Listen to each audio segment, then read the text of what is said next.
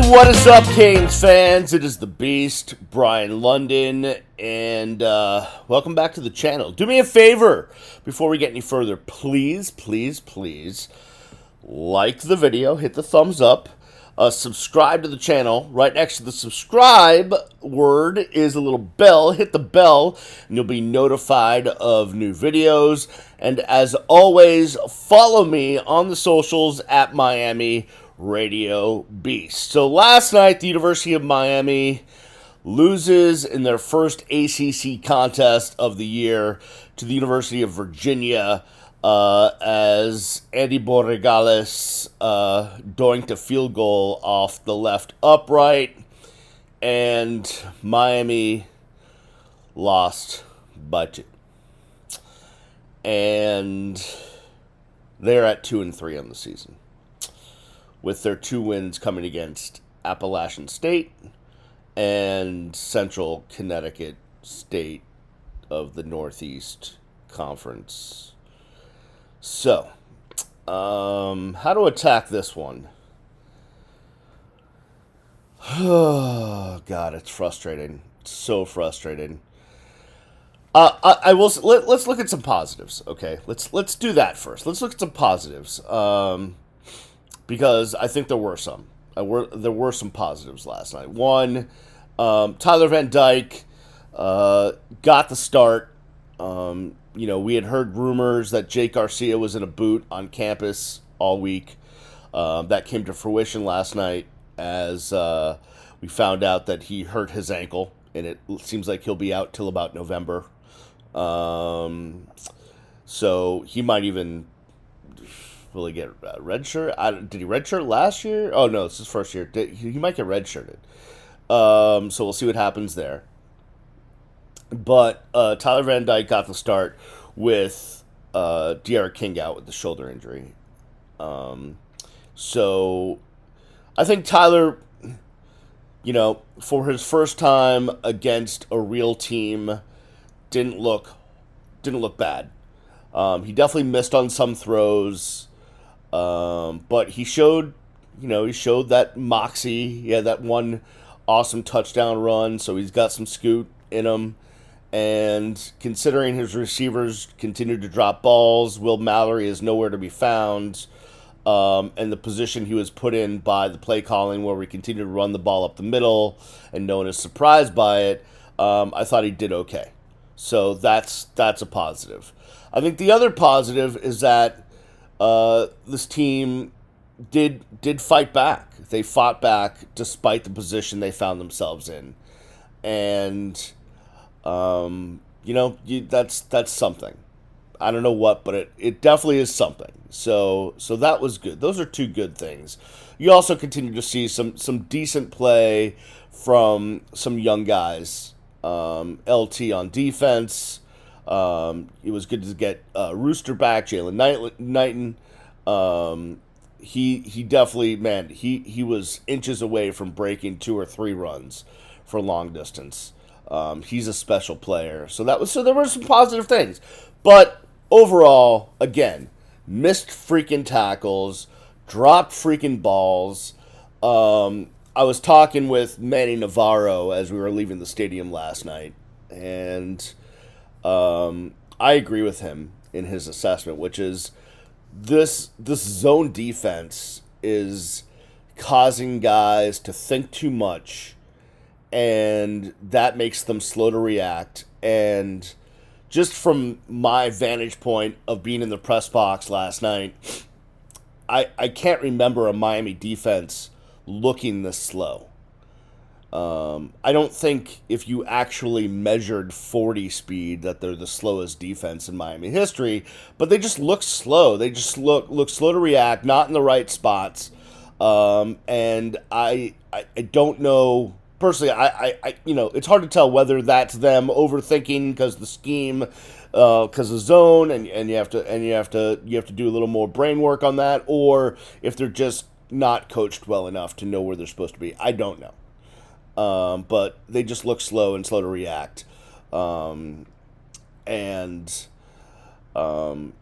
definitely hurt. And on offense, just the play calling. I mean, blaming offensive coordinators is such a cliche thing that Miami fans have always done, but last night it really just was. It was just boring.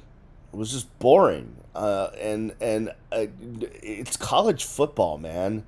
People are just doing amazing things on offense in college football, and Miami's on one of those teams with the athletes that they're able to get. I just never understand that.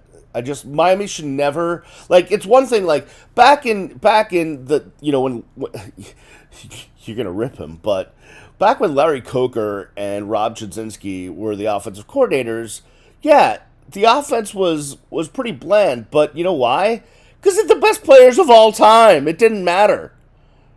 It literally didn't matter what they called. It was going to get executed perfectly, and there was going to be amazing plays. But if you're not playing with, 10 Hall of Famers on a team, then it's time to get innovative. And I just haven't seen it from Rhett Lashley, despite the props that he came in with.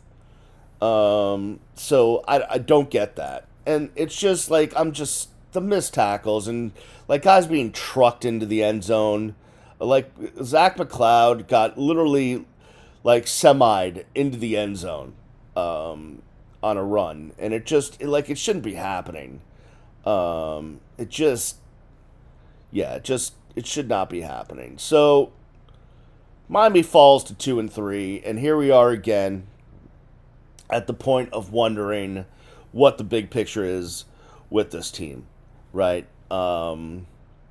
Coach under fire, Blake James under fire. The president came out with some ridiculously verbose letter yesterday where most of us had to read it 7 times to even understand what he was saying, because we're going to use all of the big words because we're the president, but we may not understand what football is situation.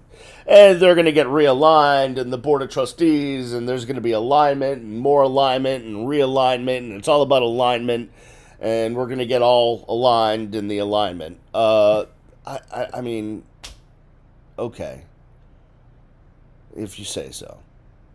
I mean, what? Like I tweeted yesterday, what? Julio Frank's going to go tell his lackeys, you know what? Schedule me another meeting this week with the athletic director so I can look like I care. Yes. I've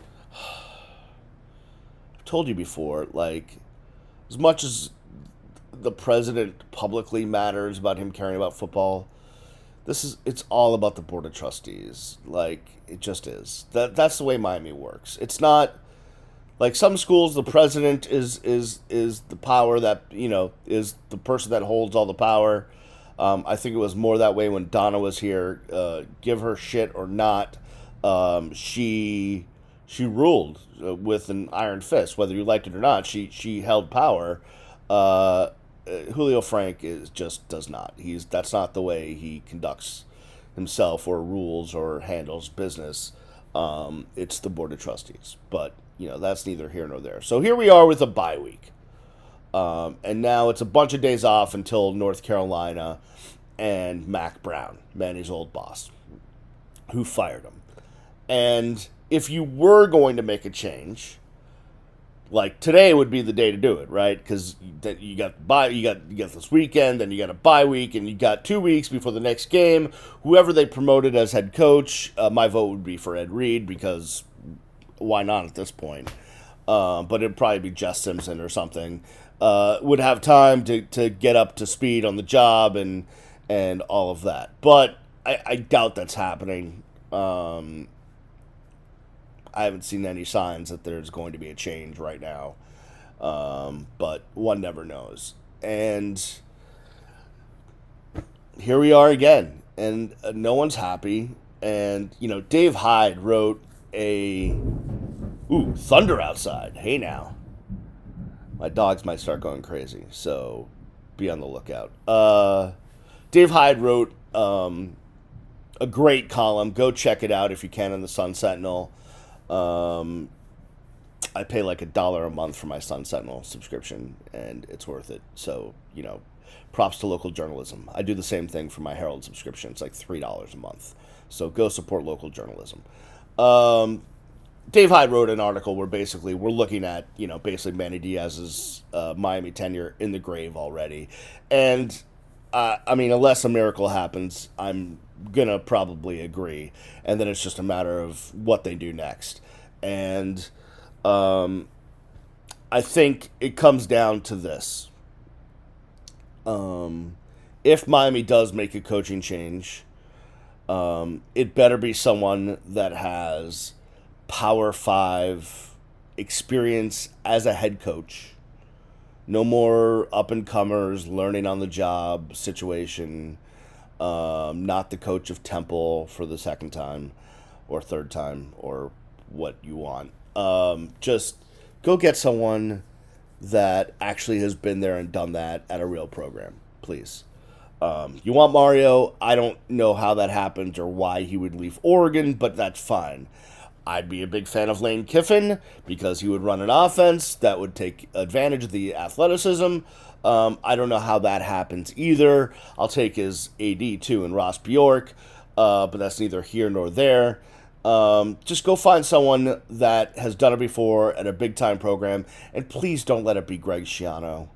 Like, can we just stay away from guys that we had a crush on, 20-something years ago? Please. Like, I don't need Greg Schiano, who I'm calling Butch Part 2, but can't recruit as well. It's just, that's not what Miami needs. Please.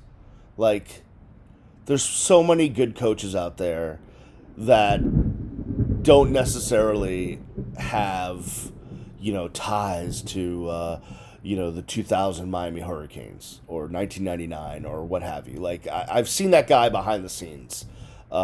He's, I'll just leave it at that. I've seen him behind the scenes. I don't care what he did at Rutgers and had a magical season once. We don't need that guy. So can we stay away from that? But I just worry that the athletic advisory board, and I was trying to look up ages last night, and I don't want it to be an age thing, but like when you look at the Ed Williamsons, the Ron Stones, the Betty Amoses, the Paul DeMares of the world, they are not spring chickens, and my guess is that any hire that they are going to be in on is they would love Greg Schiano because that was 20-something years ago and they remember his name. But that's not the way we should go about things. Someone needs to come in here that has experience, that has authority from that experience, that has won, and can actually do something with the talent we're able to recruit in South Florida. Yeah. Also does not bode well that according to a couple of different people, actually, according to a source I have at the University of Miami, the attendance last night was, I think, like the worst attendance Miami's had since 2012 in a non-pandemic year. Announced attendance, at least against an ACC team, but that doesn't bode well. Doesn't bode well if you're Miami. That will make a difference. Is seeing the attendance dropping. That will definitely cause some change. So here's a couple things. One, please don't blame Andy Borregales for missing the field goal. He was put in that position by a coach that decided to play for the field goal instead of the touchdown, which I know is pissing everybody off this morning, and maybe I should have led with that. But hindsight's 2020. In retrospect, the way Miami was moving the football, I think a play action pass to someone that would definitely have been wide open in the end zone on third down probably would have been the right move, and then you take your chances with your defense against Virginia with no timeouts and under a minute left. Although their passing offense is spectacular, although it was just okay last night, although they found so many goddamn holes in the middle of the field, pardon my French. Jesus, was there a lot open in the middle of the field. But please don't slide into Andy Borregales' DMs or hit him and make him out to be the bad guy or get on him. I mean, he's a freshman kicker. He's going to miss field goals. He should have never been put in that spot. And, just so stop. Don't do that. And also, don't pin this one on Tyler Van Dyke. Like, don't blame the players, okay? The players fought.